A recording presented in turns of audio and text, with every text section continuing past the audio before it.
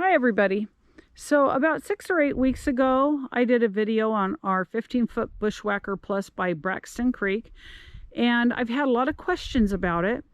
And so I thought I would do a good and bad review now that we have had quite a bit of time to camp in it. And but we're hooked up here at an RV park and it's pretty windy out, so we're going to go into the cabin where we'll talk about it.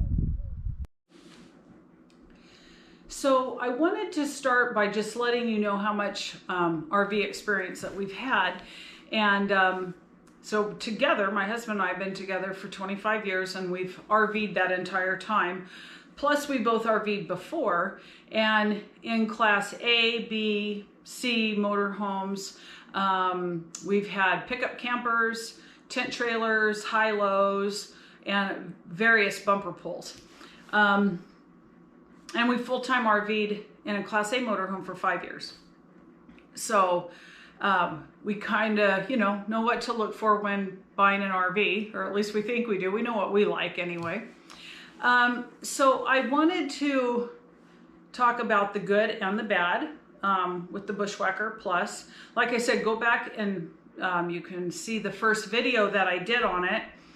So you can see the inside, the specs, things like that. So I'm going to talk about the bad first. Right off the bat, when we bought it, the tabletop wasn't connected. In fact, when we got home, it was laying off on the couch, or the cushions, the dinette. And I'm not talking about like the metal mechanism wasn't connected. I mean, where you staple your tabletop to that had actually fallen off. And when we looked, the staples were too short. I mean, they wouldn't have adhered to it. And then on our first outing, the fan didn't work, the overhead fan. And on our second outing, we were plugged in at an RV park. Of course, we had our water pressure regulator on. You always want to use that. And the end of the faucet blew off in the sink, and all this white gunk came out, and what it was kind of like a plumber's putty. And there were two screens on the faucet, and the pressure of it just blew it off, and it cracked that little part that you screw on the end of your faucet. So those were the three things that were negative right off the bat, and we bought it brand new. Which, by the way, we'll talk about that too real quick, because buying brand new definitely doesn't mean you're not going to have problems. In fact, if anything, we've had more problems when we've bought new than we have when we've bought used. We usually prefer to buy used because somebody else pays for the depreciation and they've worked out the kinks and already done the upgrades. And what I mean by that, for example, we'll get to the good. Braxton Creek, which is what the maker of Bushwhacker, has a very good warranty. It's like 2 years. And so they fixed the table. We took it in. We gave them a list of the things. They fixed the table. We put in a new fan. Now, we paid for an upgrade fan, though, because we wanted like a fantastic fan that it blows air in or it sucks the air out. And, of course, they took off the cost of what the original type fan would have cost and the labor. They didn't charge us for that.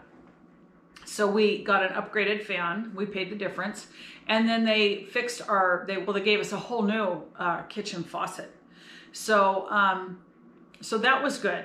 So, starting with what is good about it is their warranty is really good. The other thing that we like about it, if you watch the first video, the reason that we bought this anyway, because we have a 30-foot motorhome, a Class C that we also travel in, but we really like to get out and do some boondocking in areas that you can't get a bigger RV. We wanted something that was light enough to pull with our Jeep. We have a 4-door Jeep Rubicon, and we wanted to be able to pull it with that. And so it's 1,900 pounds, so it's light. So if you have a small SUV or a car that's capable of towing that, then you're good. It also has high clearance.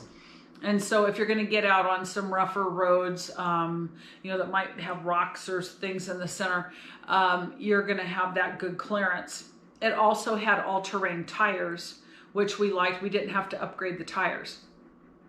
It is fully self-contained, which we like, and a small unit. It still was self-contained. I'm hoping that this is level. We'll see. Anyway, it is fully self-contained. Now it has a wet bath, which I don't like a wet bath, but I knew that going into it. And for those that don't know, if you're new to RVing, a wet bath is where your shower and your toilet are all in the same little room. It's very small. And so your toilet gets wet, and so you do have to dry a lot, and then you've got the wet towels. So some people don't mind. I personally don't like them.